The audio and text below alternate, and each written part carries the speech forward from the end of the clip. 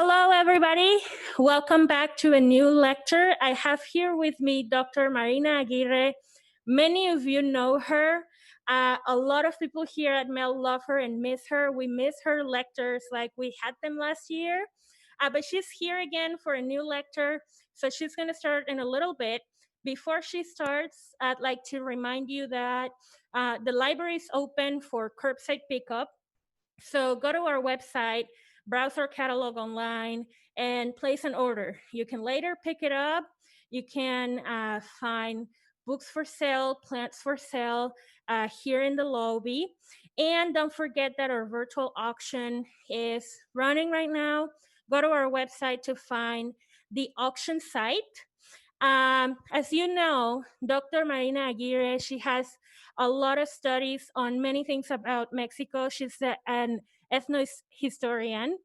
She has a PhD. So she's probably the best person to talk about this topic right now. Also, she has a lot of very exciting plans right now. She wrote 3 books during the pandemic. Isn't that amazing? She wrote 3 books that are available right now for purchase. So in the description of this video, you will see the link where you can buy them. You can see Marina's biography. You can read about her grandfather, Porfirio Aguirre, who met Frida Kahlo, Carlos Rivera. You can see some amazing photos. So make sure that you go to her website and order her books. So now I'm gonna leave you with Dr. Marina Aguirre. Enjoy this lecture, and please go to our website to make a donation. And this way, we'll continue to make this happen. Thank you very much, Dr. Marina. I'm gonna give you the stage. Okay, good morning to everyone. Thanks for this introduction. Aranza, you are very lovely. So we're going to start with this very, very interesting topic. The colorful dress and the importance of the Tehuana dress in our contemporary history. What does it mean that we're going to go back in the time and then come back to the present and see how are these connections done. So this is a very brief introduction. I hope you are going to love it because this is really amazing. You know that I like to be very enthusiastic about the topics that we are going to talk. You have here in this photograph only a small piece of this beautiful and colorful dress. Plenty of these flowers, the orange, the roses, the green.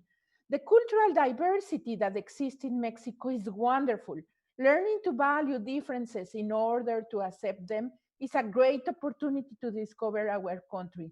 So let's start with this lecture. We're going to go to a very particular location, the Isthmus of Tehuantepec. So this is located in the state of Oaxaca, and that means that it's connected with the Pacific, but also with the Atlantic. So the isthmus is the connections between the 2 oceans, and this cultural, this is going to be the moment to enrich this culture. So we're going to talk about the Tehuanas. The Tehuanas are women that dress these very long, beautiful skirts, and that's the traditional dress, but also has this golden jewelry, very beautiful, the ribbons and the trenzas. Where they look very elegant for the formal festivals that are called velas. We're going to talk about that later. But look, this photograph is the reference of this elegance. And now we're going to travel directly to the Isthmus of Tehuantepec in the state of Oaxaca. So let's have this historical point of reference with Jose Vasconcelos. Probably you have been able to hear about him before. He was a Secretary of Public Education, and he says after the revolution was over, he said, okay, now we need to build a very important sense of reference with our country, with Mexico. So the characteristics that he was looking for was the strength of the greatness, the values that could also be translated into a country, Mexico. And he found that these characteristics were connected with the Tehuana. Is not amazing? So we're going to try to discover all these connections to point that the Tehuana is indeed one of the most important symbols to represent what is called now the Mexicanity. However, the beauty of the Tehuana is not only relevant for its dress, but for its character, its commitment for equality and for the matriarchy that is alive in the politics, in the economy, and in the social life of the Isthmus of Tehuantepec. This is quite a very unique thing in Mexico. And this is going to be connected with many other aspects. So as you can see that the role that women have there is very, very special because it's connected with other spheres, the economical, the political, the social one, the status, but also with these characteristics, the character. So it was also Jose Vasconcelos the, that he wanted to exalt the Mexican identity through paintings, photography, and films. This is going to be quite relevant because we need to point the date 1921. And now, almost 100 years later, we still having these connections with the Tehuana and the Tehuana dress. So let's talk about which are the items that are connected with the Tehuana dress. First, we have this resplandor. That is the thing that they use on the head that looks like a sun. And probably you are asking, which is the purpose of this part of the dress? Well, remember that during the 19th century, it was necessary for women to go inside the churches with a veil. So the resplendor is part of the veil that women needed to wear in order to get inside the church. Now, for the festivals, they use it in the back, no? And they look like suns. That is quite interesting. Then we have the huipil, that is the main dress, the velvet skirt that is handmade with silk thread, and the enagua. And talking about the jewelry, we have the earrings, a small neck, and a long one. It's amazing. Look, every single part of this beautiful dress is the perfect connection to give it to the Tehuana the importance and the relevance in its own terms. So through the time, we have different artists that have portrayed the Tehuanas, not only for their beauty and exquisite customs, but for what they represent. It's very important, this part. It's not only the beauty of the dress, it's what does they represent. They have lived in conditions where they are leaders in their communities, the women. Is not amazing? So they represent independence, self-sufficiency, strength, and greatness of a culture where they can negotiate in the market and manage to build all their dreams. They live in matriarchy. So some of these are artists that fell in love with this idea of what does it represent the Tehuana were Diego Rivera. We have been talking about Diego Rivera many other times, Miguel Covarrubias. He was contemporary of Roberto Montenegro, also Olga Costa, and we have also as well Frida Kahlo and Maria Izquierdo, many others. These are only a few of them. We're going to focus our attention in these 5 artists. But first, the Tehuana has been in the daily life in Mexico. That's why in 1936 there was a very important regional custom contest to highlight the country's cultural diversity. You are not going to believe it, but the winner was from Tehuantepec. This beautiful Tehuana, whose image was published on the 10 pesos bills for more than 30 years. She dedicated herself to teaching. She was a teacher, never had children, and sadly, this is a pity. She died in poverty. It's not amazing that the main image of these 10 pesos bills died in poverty? It's not amazing. She never received any payment or gratification for being on the 10 pesos bill. However, her image became popular and helped to elevate the values of life at the isthmus. So if you have been in Mexico during the 50s, 60s of the 20th century, probably you saw these pesos. They were very popular. We have another time the image of this Tehuana, but when she was older.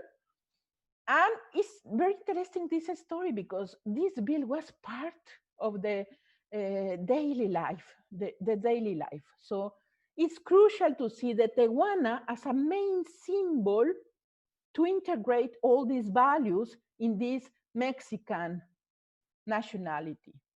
Then we have two photographs. I would like if you can make a comparison between them.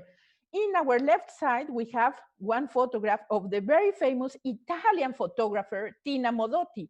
In our right side, we have another photograph. I don't remember the name of the photographer, but it was very, very popular during the 50s of the 20th century. In our left side, this photograph represents the Tehuana in a regular environment. In the right side is the idealization of the Tehuana. This is not truly a Tehuana. She is dressed like a Tehuana, but she is not a Tehuana. We can recognize us because of the color of the skin, because of the characteristics of the lacquer. This lacquer is for exhibition, it's not for daily use. In the left side, we have the lacquer and this pot that is for daily use. So it's very important how our country is going to use this image in two ways. One, as a deeply vision of this great photographer that, by the way, she was very close friend of Diego Rivera and Frida Kahlo. And then the idealization, this image that is on in our mind, but this is not truly the right effect of what we want about learn about the Tehuana. So make this comparison, it's interesting. So the Tehuana, in general terms, was a source of inspiration for travelers, explorers, photographers, filmmakers, and artists. So imagine that. Go to the isthmus, meet the Tehuanas, see this part of Mexico that was wild, that was exuberant. And one of these artists, as I told you, was Miguel Covarrubias. Miguel Covarrubias went first to Bali. He fell in love, of course, of Bali. Who not? But he said, well, Mexico has something to offer to me. So he went to the Isthmus and he said, no, this is even better than Bali. So he was a great illustrator and cartoonist. After spending a great season in Bali and falling in love with the exotism, he decided to return to Mexico to visit the Isthmus of Tehuantepec, and he wrote a fabulous book that I really recommend to you, that is Mexico South in 1941.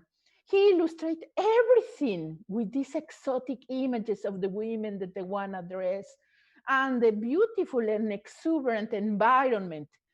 His definitions of the market, the food, the music, but above all of them, the Tehuana leave a door open for this exuberant paradise to be visited. And look at this painting. This is part of the book of Miguel Covarrubias. Here we have the Tehuana in these very special festivals that are called velas. Look the flags, look the children, the old men, and all the participants. They are in their beautiful dresses. So imagine that during the 40s. Try to go to that place in your imagination and try to see how looks like this isthmus. So then we have another artist, Miguel Covarrubias. He was in charge of organizing excursions to continue encouraging that image that it has of the Tehuana, shaded and radiant, plenty of charisma on the penumbra of a banana plantation, In 1940, Miguel Covarrubias received the scholarship Guggenheim to continue with his study on the isthmus, and this was a very well recognition. Look at this. He portrayed perfectly the essence and the beauty of the Tehuanas and the isthmus. Then we have Roberto Montenegro, another artist. Look, it's another vision, but we have, in essence, the beauty of the dresses, the flowers, and the festivals that, as I told you, the name of these festivals are velas. The translation in English could be candles. And this artist also fell in love with the isthmus. Look, it's amazing, all these physical characteristics with the dresses. And another time is the purpose is to show the beauty of this part of Mexico. And of course, Diego Rivera, that was a pioneer in many different senses for this cultural generation. We have this watercolor, very well done, and of course, he was connected in many ways with the isthmus. Why?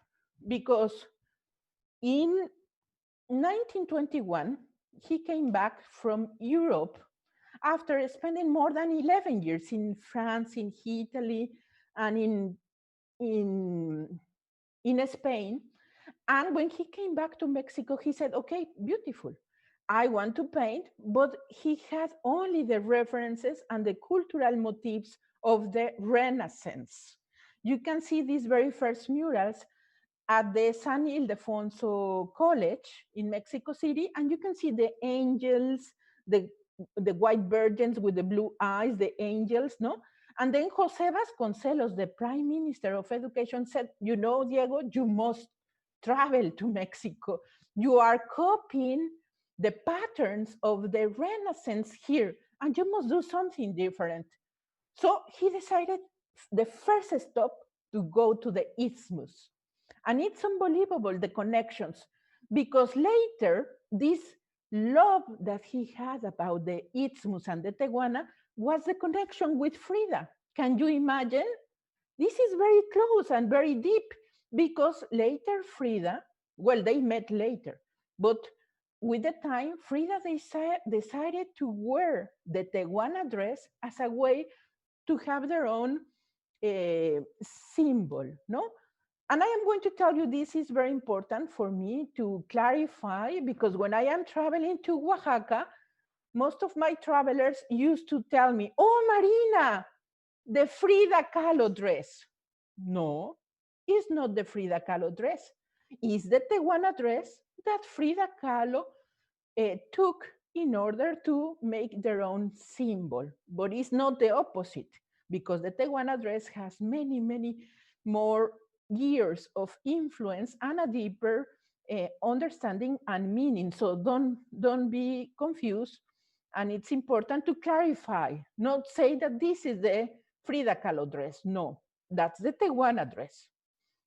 Okay, then we have another expression of the Tehuana, but in this case we have Dolores Olmedo.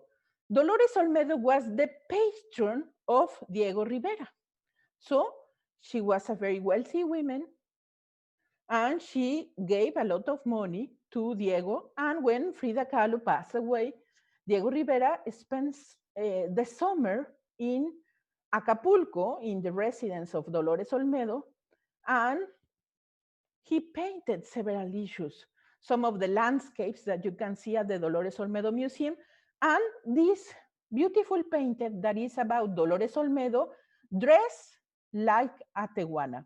You can see that she is holding the lacquer, this beautiful lacquer with the ribbons and the gold, the flowers. And well, it's interesting because it's another representation. Probably you can see, well, Dolores Olmedo wanted to be or to look like Frida, but no, it's the Tehuana dress that at that moment, it was the symbolism of freedom, independence, self-sufficient. Mm-hmm. And also we can see the admiration of Diego Rivera to this beautiful dress. And we have, please pay attention about this painting, because in 2016, the most expensive painting sold in the history of art in Latin America, and was a piece of Diego Rivera. The buyer was Eduardo Constantini, founder and president of the Museum of Latin American Art in Buenos Aires, who purchased the work at $15.7 million. And the theme, another time, is the festivals and the beautiful dress of the Tehuana. So another time, the reference of the Tehuana related with the art is relevant. Mhm. Then we have this part of the mural that is at the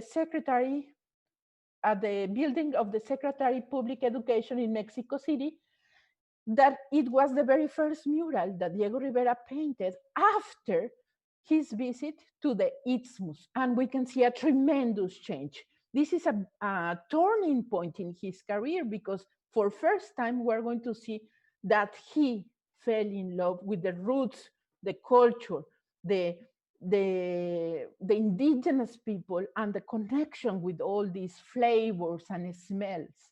So the Tehuana, it's a main motif in his murals, especially here at the Secretary of Public Education, the building that is very close to the Zócalo Central in Mexico City. Another time is the idea of a idealistic society, the Amazon women, no, that has a very special recognition, and probably is necessary to focus our attention in this kind of societies that they are still alive. For example, now in the Isthmus of Tehuantepec in Oaxaca.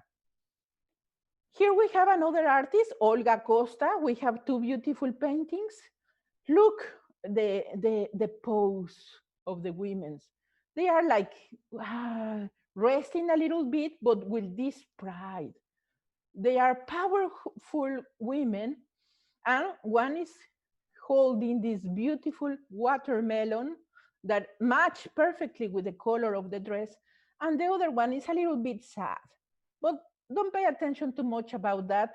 Besides the importance of use the Tehuana as a main element. Then we have, of course, Frida Kahlo. Why not? But in this case, I wanted to place two photographs. One is a self-portrait, and the other is a photograph that was taken in Tasco, I believe.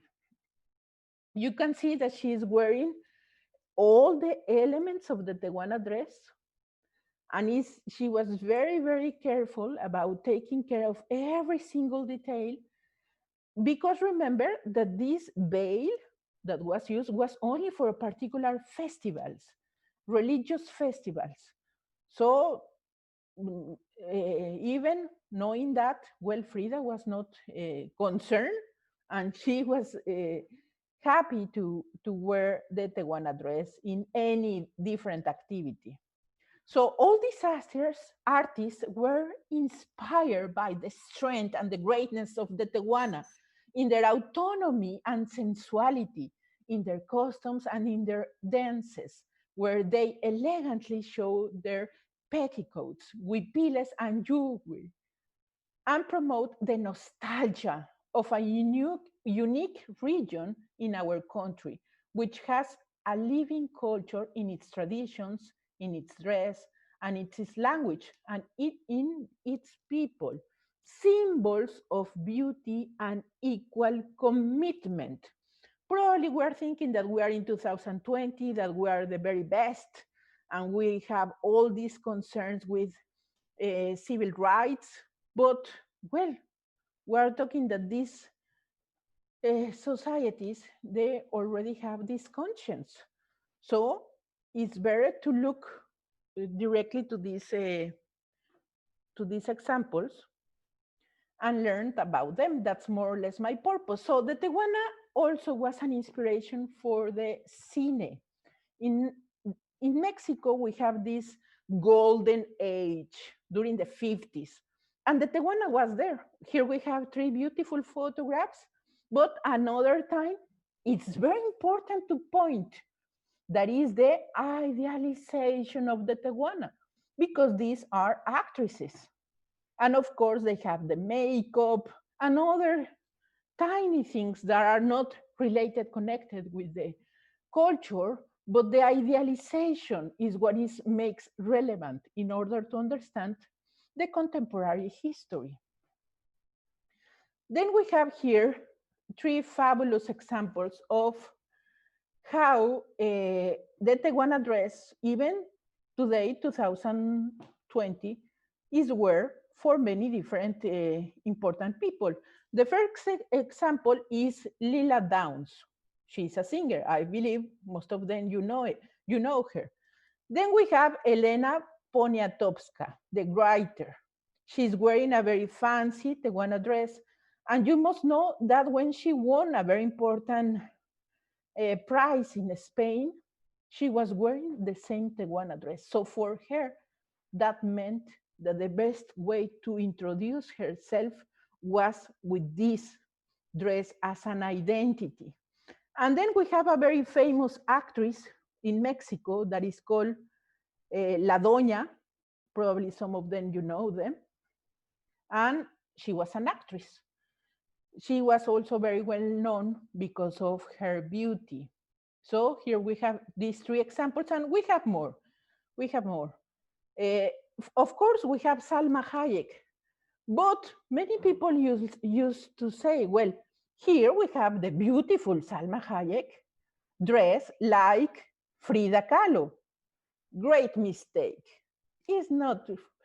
This is the tiny things that I would like to pay attention, because in the strictly sense, Frida Kahlo was wearing the beautiful dress as Tehuana. So we cannot make popular the term that this is the Frida Kahlo dress. I hope it is clear and can help us to see the tiny differences in order to express our ideas with properly. Well, and finally, I would like to introduce to all of you to the most incredible cultural characteristics that is still alive in the Isthmus of Tehuantepec in Oaxaca. This cultural aspect of the culture is called mushes. The mushes represent the third gender. And probably you are going to say, oh, Marina, now that is very popular, even in whatever. No, because there were only two places on earth that in their communities, they're talking about cultural aspects, they accept, respect, and consider the importance of the third gender. In India and in the Isthmus of Tehuantepec in Mexico. Only two places in the world. Now it has more followers. But now we need to distinguish that this is a very important aspect of the culture. It's not only dress like in Tehuana, that means that are men dressed like women because they are going to have better opportunities talking about economical and political terms in their own community. So they are not dressed like this because they like it. There are more things deep in the sense of the cultural aspects.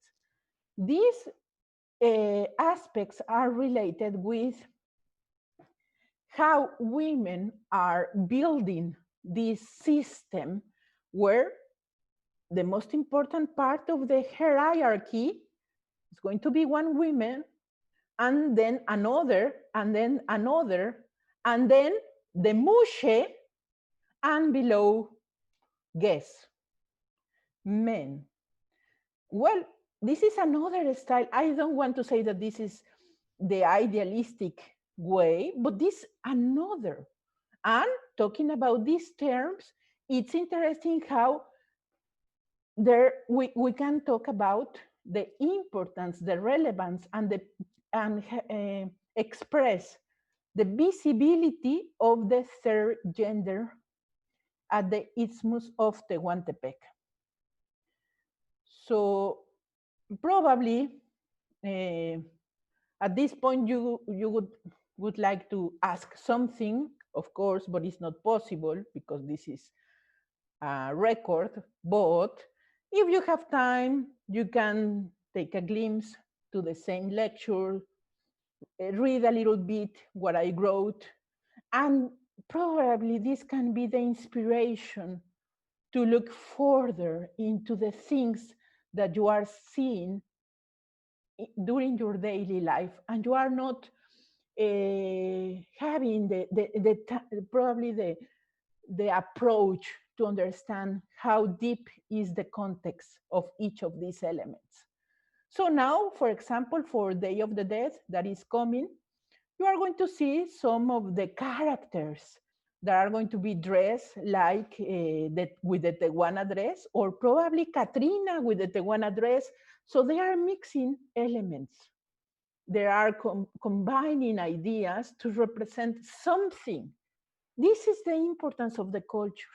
Go deeper into the ideas and learn what does it represent that now, but taking going back into the history and learn that this is not new, that these are reinterpretations of symbols that have been important for Mexico to represent something. What is that something? Well, we talk about that. Many adjectives, many ideas, the power, the strength, the freedom, the self-confidence.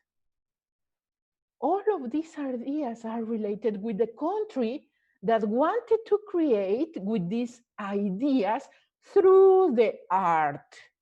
We saw examples talking about movies, photographs, also different paintings. We talk about 5 different artists. And nowadays, how even for Lila Downs, for example, still is a very important source to represent that connection.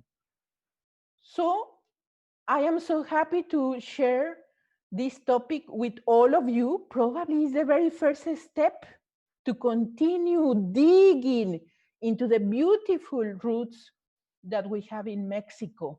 That is a land that has so many things to offer. Only imagine that you are here in Mexico because of a reason. So probably the reason is that you can feel these connections. You can feel these colors. And I have a gift for you. I am pretty sure that you have listened in certain point in your lives. La Llorona. La Llorona is a very common and beautiful song from the Isthmus of Tehuantepec. And this represents the Tehuana. So if you are close to a mariachi or a trio or in your house, play La Llorona. Play a little bit, only probably 2 or 3 moments, and go deep into the feeling. Probably you are not going to get all the lyrics, but you are going to get the feeling. And that's the feeling of the isthmus. Probably you can identify this music that probably you heard in the movie Frida, or as well in Coco. Mm-hmm. So this is a very traditional music. So I wanted to let you know that all these elements are connected, and they are connected for centuries. It's not only from 5 years ago to nowadays. No, they are connected for many more. So that's our challenge, to open our eyes to see these connections. So I am very happy to be in touch with you. Please stay at home and safe. And remember that the Merida English Library is waiting for you. So try to catch what is coming. Thanks to Aranza and the organizers of this lecture. I am so pleased to have this time with all of you. Have a great day. Thank you very much, Marina. I'm just gonna get the microphone for you. Wow, what an amazing lecture. I think that we see, all this clothing, and many times, not even me that I'm from Mexico, understand what it means. But thank you so much. This was an amazing lecture. Thank you, Marina, for all the work that you do here. And check the video description for more links for Dr. Marina's website. And stay tuned for more lectures. Thank you very much. And have a good day, everybody.